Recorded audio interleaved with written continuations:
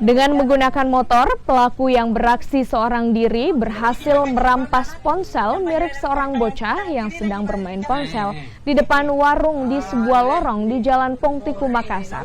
Korban yang sedang bersama rekannya sempat berteriak meminta tolong, namun pelaku berhasil kabur.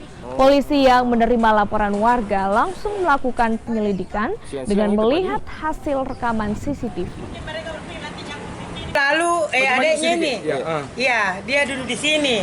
Terus tapi memang kebetulan pintu itu lagi terbuka lebar. Karena jarang sekali tak buka lebar itu pintu, biasa sepotong jipat toh. Nah, tiba-tiba kemarin itu karena mungkin ada bangunan masuk, mobilnya keluar lupa tutup sepotong. Nah, dia masuk mutar begini, mutar di sini kembali keluar. Langsung jadi ditarik tuh anunya Nana, HP-nya. Oh, ditarik. Iya, langsung jadi ditarik pakai tangan kiri. Itu Nana lagi main HP memang di situ atau gimana? Iya, main HP di sini. Di sini. Sendiri, Bu? Berdua dengan sepupunya. Berdasarkan ada rekaman video CCTV telah terjadi pencurian kekerasan yang biasa disebut jambret, di mana kejadiannya di 2027 dan kami setelah melihat rekaman kami langsung ke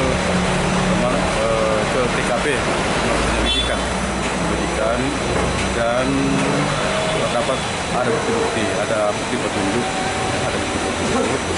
dan di mana orang yang dicurigai beralamatkan di wilayah Talo.